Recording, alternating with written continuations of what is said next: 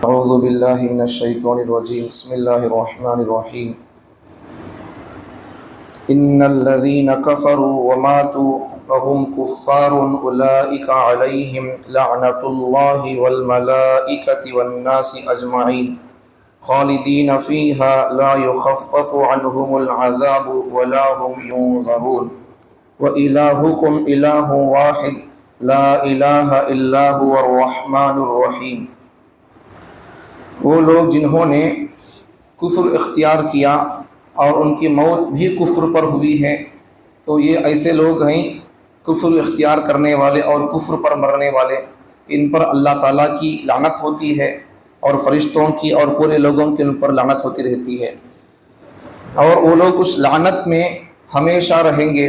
ان سے نہ عذاب کم کیا جائے گا نہ ان کو کوئی مہلت دی جائے گی۔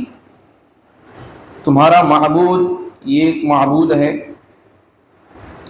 اس کے سوا کوئی معبود نہیں ہے، وہ بڑا شفقت کرنے والا بھی ہے اور بڑا مہربان بھی ہے، رحم کرنے والا بھی ہے۔ کل بات چل رہی تھی عام طور پر لعنت کرنے کے بارے میں کچھ مسائل۔ کسی کافر کو جب تک اس کی موت کفر پر نہیں ہوتی تب تک ہمیں اس کے بارے میں اس کا نام لے کر لعنت کرنے کی اجازت نہیں ہے۔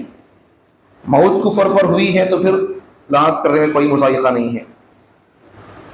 اس سے کیا معلوم ہوا کہ کافر آدمی لعنت کا مستحق ہوتا ہے، لیکن ہمیں کسی کا نام لے کر کسی کافر پر لعنت نہیں کر سکتے جب تک کہ اس کی موت کفر پر نہ ہو۔ حدیث میں نبی صلی اللہ علیہ وسلم نے بعض کافروں کے لیے ان کا نام لے کر ان پر بد دعا کی ہے، لعنت کی ہے۔ بخاری شریف میں غزوات کے احادیث میں یہ احادیث اور یہ واقعات موجود ہیں، کتاب المغازی میں۔ نبی صلی اللہ علیہ وسلم نے یہاں ایک سوال، اب نبی قرآن تو کہتا ہے کسی کو جب تک کسی کافر کو لعنت نہ کرو نام لے کر، لیکن نبی صلی اللہ علیہ وسلم نے ان کافروں کا نام لے کر لعنت کیوں کی ہے؟ نبی صلی اللہ علیہ وسلم نے جن کافروں پر لعنت کی ہے، نمبر 1 ان کے مرنے کے بعد لعنت کی ہے، کفر پر مرنے کے بعد۔ نمبر 2 جن کافروں پر لعنت کی ہے ان کے کفر پر مرنا نبی کو بتا دیا گیا تھا، اس لیے نبی صلی اللہ علیہ وسلم نے ان پر لعنت کی ہے۔ سوال کا جواب حل ہو گیا۔ آگے کی بات سمجھے، خلاصہ کیا ہے اس بات کا کہ ہمیں کسی کافر کو بھی لعنت نہیں کر سکتے اس وقت تک جب تک کہ کسی کافر کی موت کفر پر نہ ہو۔ خلاصے کا خلاصہ کیا ہے؟ کافر لعنت کا مستحق ہے، مسلمان لعنت کا مستحق نہیں ہے۔ اب وہ بھی کافر، عام کافر کا نام لے کر نہیں، موت کفر پر خود لعنت کر سکتے ہیں۔ اچھا، اس سے ایک مسئلہ، ایک پوائنٹ نکتہ، بھائی جب کافر کو لعنت نہیں کر سکتے عام کافر کو نام لے کر تک کہ موت کفر پر نہ ہو، تو پھر ہمیں عام مسلمانوں کو، علماء کو، نبی کے عاشقوں کو ہم کیسا ان پر لعنت کر سکتے ہیں؟ جن کو نبی، جن کی اولادوں کو، یا پھر جن لوگوں نے نبی کے احادیث کی، قرآن کی حفاظت کی ہے اور اس کی اشاعت کی ہے، اب ان لوگوں، وہ ایسے بڑے عاشق کہ ان کو نبی کی خاتمی زیارت ہوتی ہے، تو پھر ہمیں ان پر لعنت کیسا کر سکتے ہیں؟ سید خاندان کے ہو، نبی کی خاتمی زیارت ہوتی ہو، ختم نبوت پر انہوں نے کام کیا ہو، قربانی دی ہو انہوں نے، پھر ہمیں ایسے نبی کے عاشقوں پر، علماء دیوبند پر ہم کیسا لعنت کر سکتے ہیں؟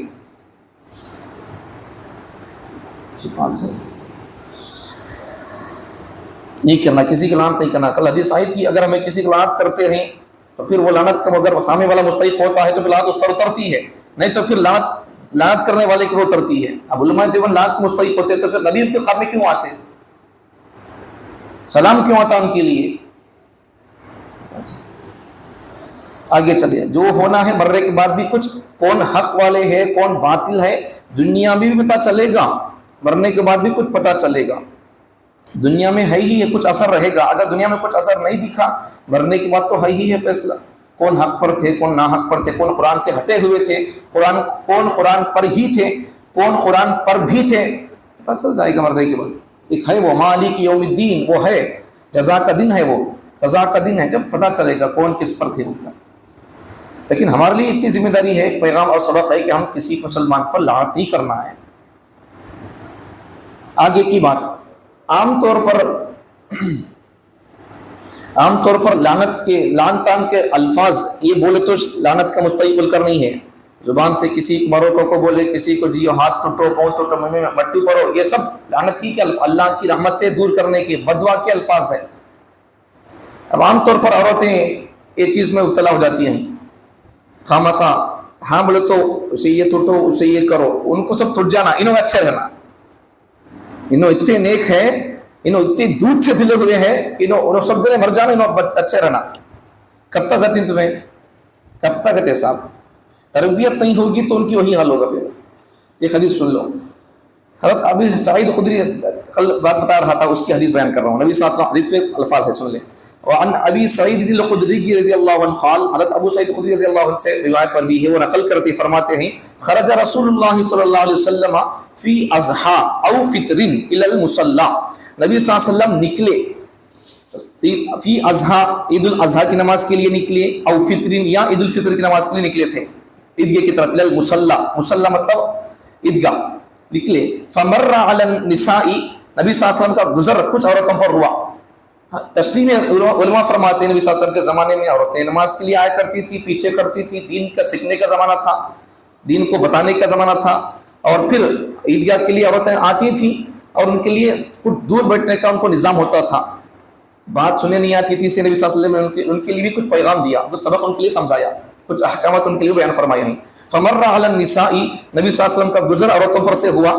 جب نبی بیان کیے تو عورتوں سننے نہیں آ رہا تھا، دور تھے عورتیں، تو ان کے لیے کچھ بیان کریں گے، کچھ سنائیں گے بول کر ان کو کچھ پیغام دیے. فقال، نبی صلی اللہ علیہ وسلم نے فرمایا یا معاشر النساء، اے عورتوں کی جماعت، تصدقنا، تم صدقہ کرتی رہو زیادہ، اس سے تم جہنم کے عذاب سے بچو گی. تصدقنا، تم صدقہ کرتی رہو. فإنی، اس لیے کہ میں نے اریتکن، مجھے دکھایا گیا ہے تمہارے بارے میں، اکثر اہل الناری، کہ عورتیں زیادہ جہنمی ہیں، جہنم میں زیادہ تم کو میں دیکھ کر آیا ہوں معراج کے موقع پر، مجھے دکھایا گیا ہے زیادہ جہنم میں عورتیں ہیں.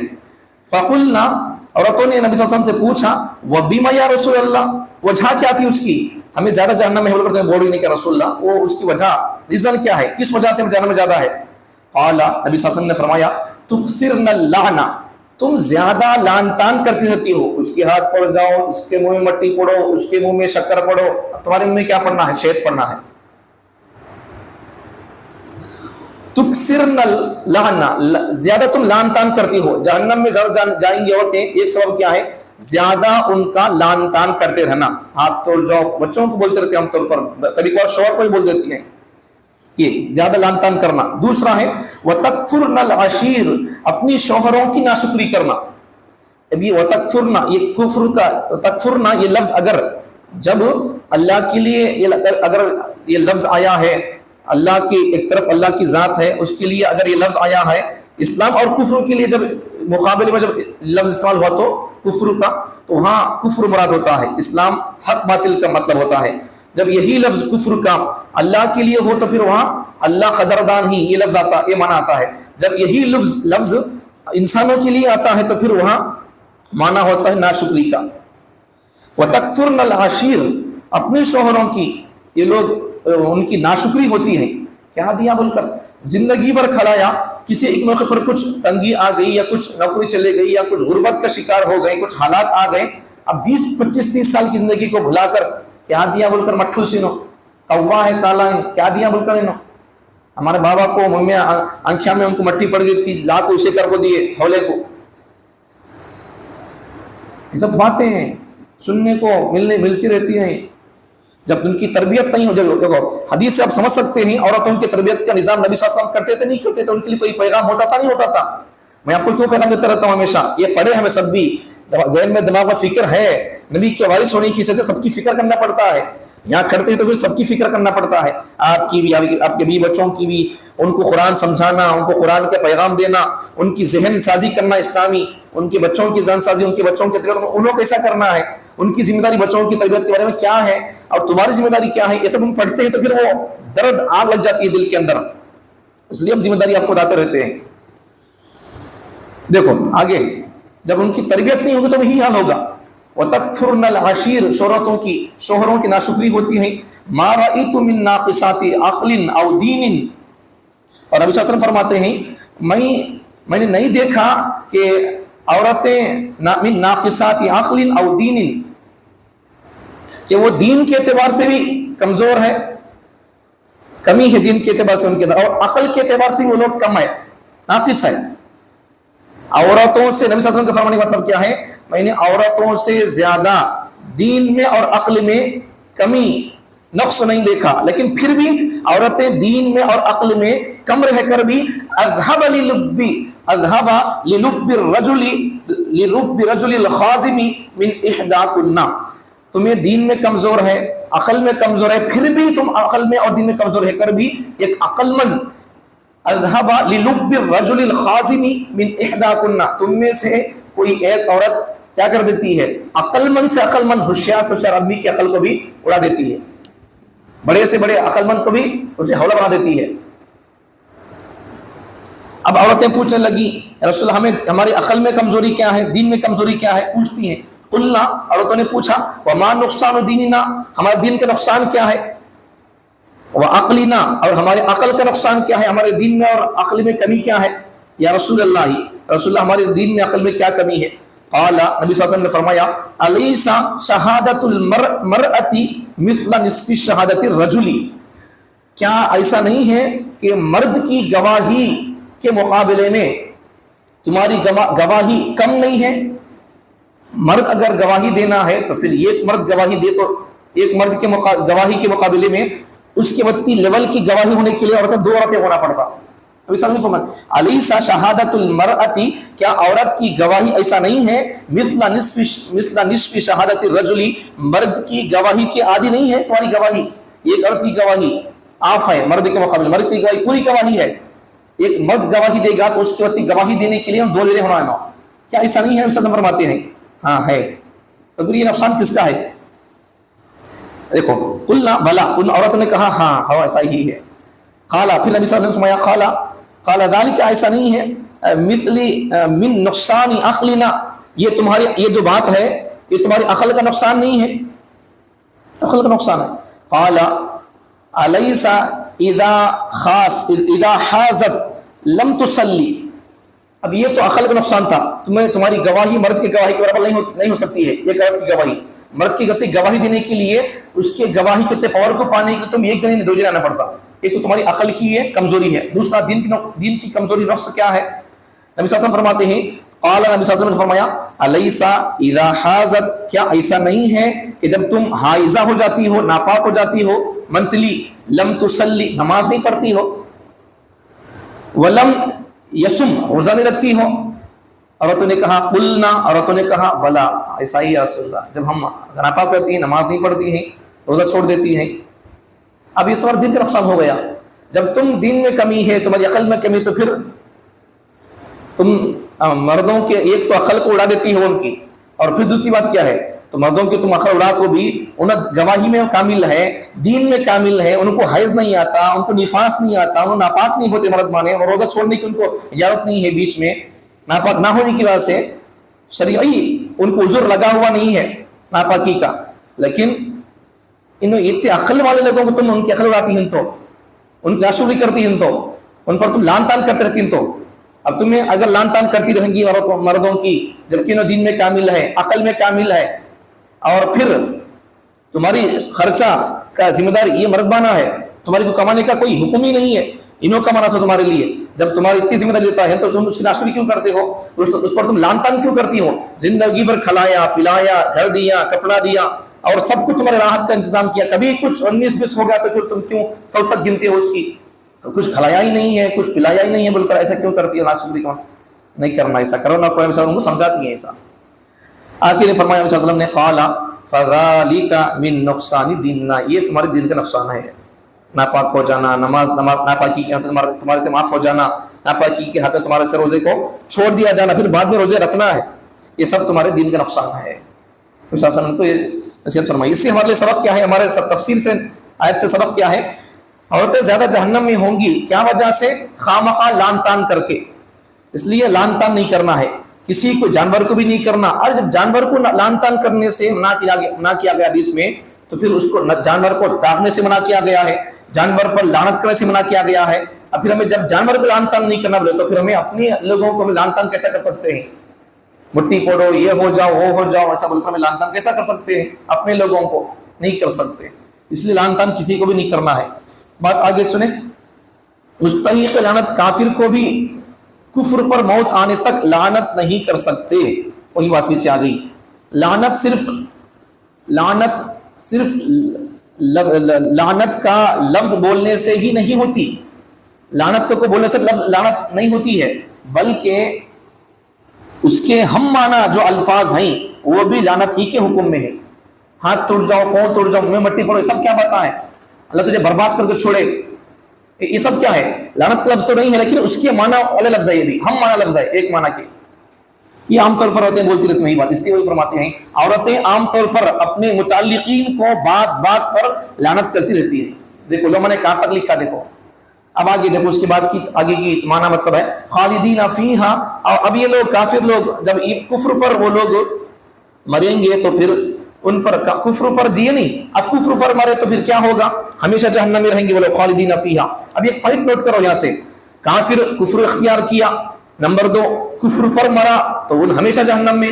اب ایک پوائنٹ نکالا وہاں سے، مسلمان پیدا ہوا بندہ لیکن کفر پر جی رہا ہے تو پھر اللہ کی رحمت کا مستحق ہوگا یا پھر لعنت کا مستحق ہوگا؟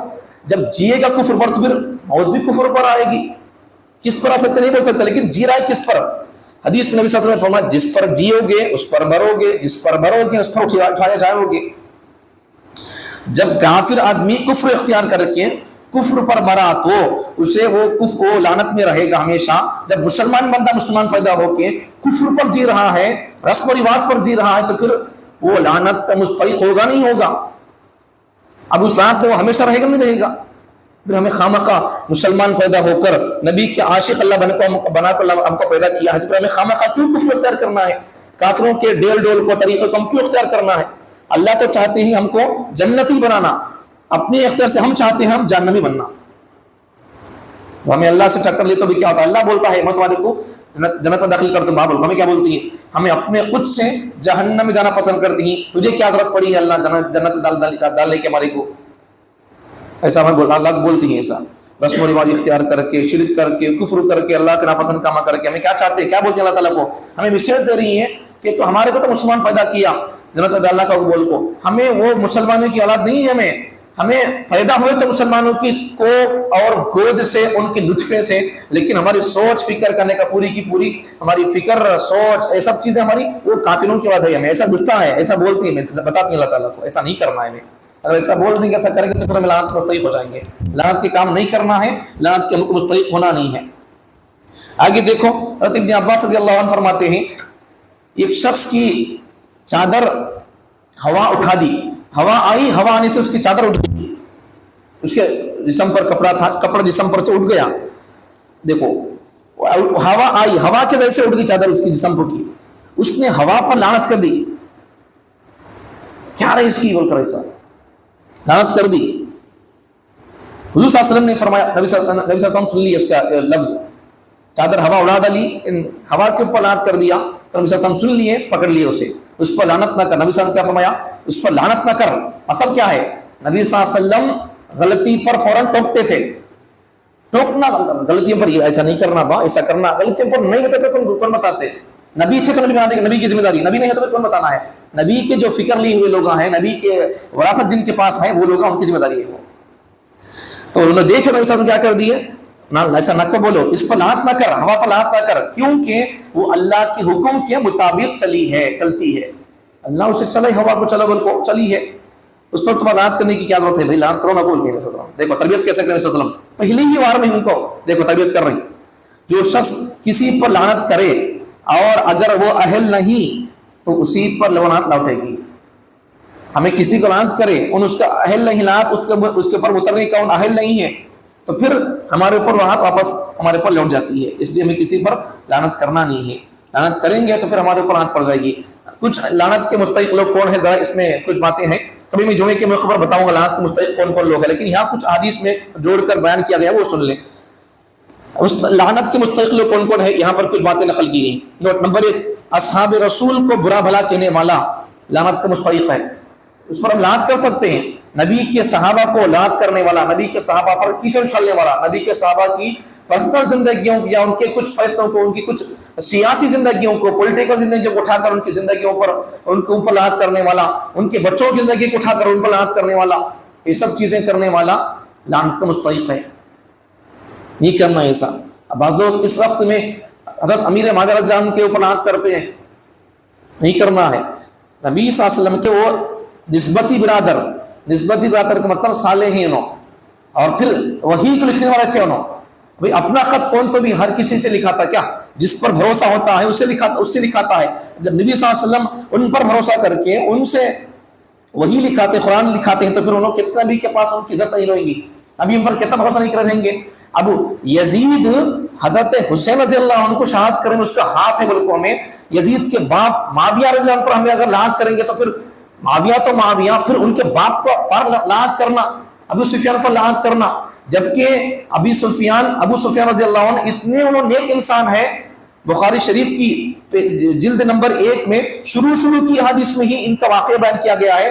جب انہوں بزنس کرنے کے لیے دوسرے ملکوں کو گئے تو وہاں کا ایک بادشاہ ان کو بلا بھیجا، دیکھ کر بلا بھیج کر ان سے پوچھتا ہے کہ تمہارے قوم میں ایک آدمی آتے تھے تو نبوت کا دعویٰ کرتا کرتے تو اس کے پیغامات تعلیمات کیا ہے پوچھتا ہے. ابو سفیان باوجود کافر ہونے کے پھر بھی ابو سفیان انہوں نبی صلی اللہ علیہ وسلم کی تعریف کرتے ہیں. وہ بندہ ہماری قوم کا ہے، ذرا ایسی ویسی باتیں کرتا ہے، لیکن وہ بندہ سچا ہے، اس کے پیغامات سچے ہیں، وہ ہمارے خدا کو برا بھلا بولتا ہے لیکن اس کی بات سچی، اس کی زبان سے میں کبھی جھوٹ نہیں سنی. یہ سچ کی بات نہ بولے. دیکھو کافر ہو کر سچ چھوڑتے نہیں. اب ہمیں مسلمان ہو کر ہمیں سچ بولنے کا سبق ہے، پھر جھوٹ چھوڑتے نہیں ہیں. انہوں نے سچ نہیں چھوڑے کافر ہے کہ ہمیں مسلمان رہے کر جھوٹ نہیں چھوڑ رہے.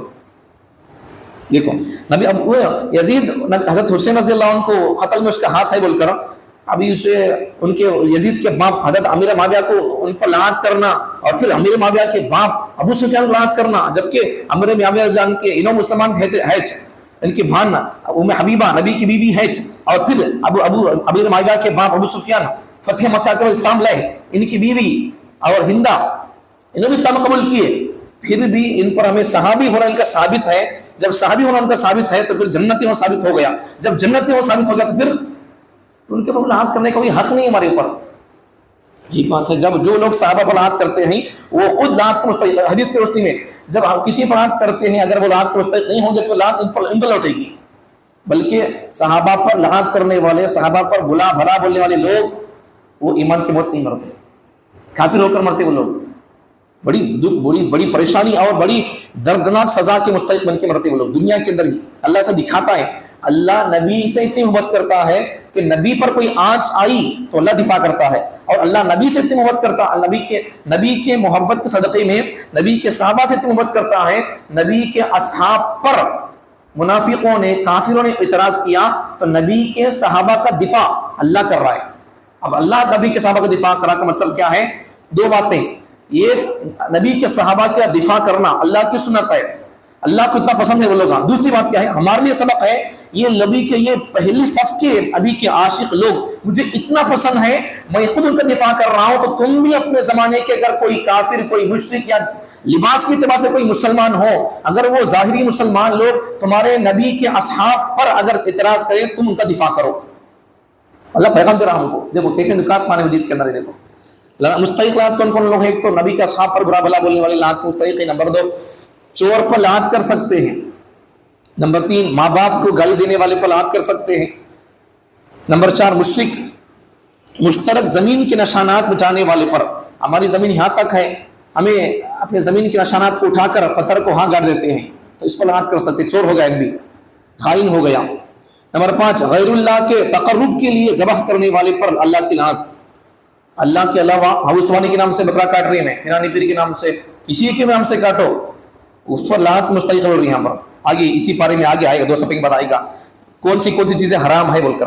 یہ سب چیزیں لعنت کے مستحق ہیں. وہ معبود کیسے ہو سکتا ہے؟ کوئی ولی ہو، کوئی نبی ہو تو انہوں مختار کل کیسے ہو سکتے ہیں؟ ہر چیز کا اختیار ان کے پاس کیسا ہو سکتا ہے؟ اب ہمیں ان کے نام سے ذبح کیسا کر سکتے ہیں جانور؟ ان کا ہمیں ان سے نزدیکی حاصل کرنے کے واسطے.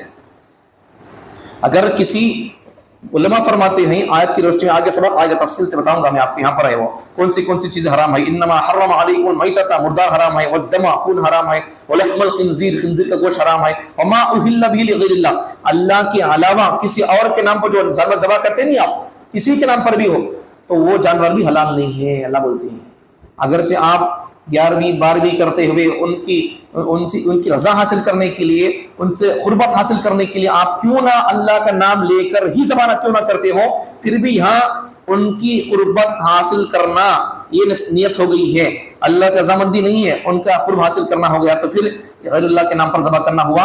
غیر اللہ کے نام پر ذبح کرنے والے آدمی کا وہ جانور بھی حلال نہیں ہوگا، اور پھر غیر اللہ کے نام پر ذبح کرنے والے آدمی پر اللہ کی لعنت ہوتی ہے، اس پر لعنت کر سکتے ہیں۔ اب وہاں کسی کے نام پر ذبح کریں جانور تو پھر اگر وہاں اللہ کا نام لے کچھ کاٹیں دے پھر بھی جانور حلال نہیں ہوگا۔